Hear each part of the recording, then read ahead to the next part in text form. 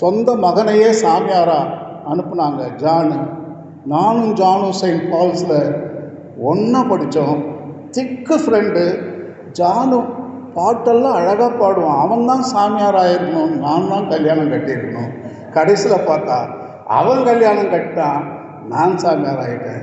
So Janu மாதிரி ஒரு புண்ணியமாக யாருமே கிடையாது. நம்ம என் அம்மா இங்கே சிரிச்சுக்கிட்டு இருக்கு, நம்ம அக்ஸி அதை அம்மான்னு தான் கூப்பிடுவேன் நான். அம்மா எப்பா உண்டாவம்மா. ஸோ அதை பார்க்கும்போது அம்மாவை பார்த்த மாதிரி எனக்கு ஒரு ஃபீலிங். ஸோ அவங்க கடவுளோடு கொண்டுள்ள உறவின் சிறப்பு அம்சமாக இந்த 2 குழந்தைங்களை நம்மக்கிட்ட விட்டுட்டு போயிருக்காங்க. அவங்களும் இறைவனோடு உறவு கொண்டு அவங்களும் குடும்பத்தை வளர்க்கிறார்கள். அதே இறைவனுடைய முகத்தை தான் இவர்களும் வைத்திருக்கிறார்கள். அந்த முகத்தை பிள்ளைகளுக்கும் கொடுக்கிறார்கள். எதிர்கால தலைமுறைகளுக்கும் அந்த இறைவனின் அன்பை கொடுப்பார்கள் என்ற நம்பிக்கை இருக்கிறது. 3வது மனிதனோடு உறவு, ஃப்ரெத்தெல்லி தூத்தி. நாம் அனைவரும் சகோதரர்கள். இந்த 3வது உறவு தான் கஷ்டம், இடிக்குது. இந்த உறவை நல்லா செஞ்சாதான் நமக்கு உண்மையாகவே மற்ற 2 இல்லை 3 உறவுகளும் அது டிக் பண்ணலாம். இப்போ இந்த 4 உறவுகளும் 4த்தையும் ஒன்றா தான் செய்ய முடியுமே ஒழிய, ஒன்று நான் நல்லா செய்கிறேன் ஃபாதர், இன்னொன்று நான் சரியில்லை ஃபாதர்னு சொல்ல முடியாது.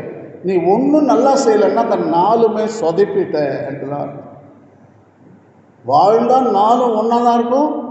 போச்சுன்னா 1த்தில் விரிசல் ஏற்பட்டாலும் மற்ற 3 காலி காலி. ஸோ மனித உறவுகள் அன்னம்மாள் அழகாக செய்து காட்டியிருக்கிறார்கள். விருந்தோம்பலை பற்றி பேசுனீங்க. அவங்க உங்களோடு பேசுவது, கனிவாக பேசுவதை பற்றி பேசியிருக்கீங்க.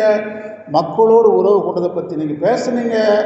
ஸோ இப்பேற்பட்ட உறவுகள் ஃப்ரெத்தெல்லி தூத்தி, ஒரு மனிதன் மற்ற மனிதனோடு கொள்ளுகின்ற ஒரு உறவு. முக்கியமாக நல்ல சமாரியன் கதை. அந்த கதையை வச்சு தான் திருத்தந்தை பிரான்சிஸ் நாம் அனைவரும் சகோதரர்கள் என்ற திருமடலை எழுதுகிறார். ஏறக்குறைய 228 பேராக எழுதுகிறார். அவ்வளவு லாங்கு ஒரே கதை, நல்ல சமாரியன். நான் உங்களுக்கு முதல்ல சொன்ன மாதிரி காலையில் எழுந்த உடனே நீ நல்ல சமாரியனாக இருக்கணும்ன்ட்டு ஆசைப்படுறியா, இல்லை வேடிக்கை பார்ப்பவனாக இருக்க ஆசைப்படுகிறையா? நான் கட்டாயம் சொல்கிறேன், அன்னம்மாள் வேடிக்கை பார்ப்பவர்கள் அல்ல, அக்கறை காட்டுபவர்களாக இந்த கிராமத்தில் வாழ்ந்திருக்கிறார்கள்.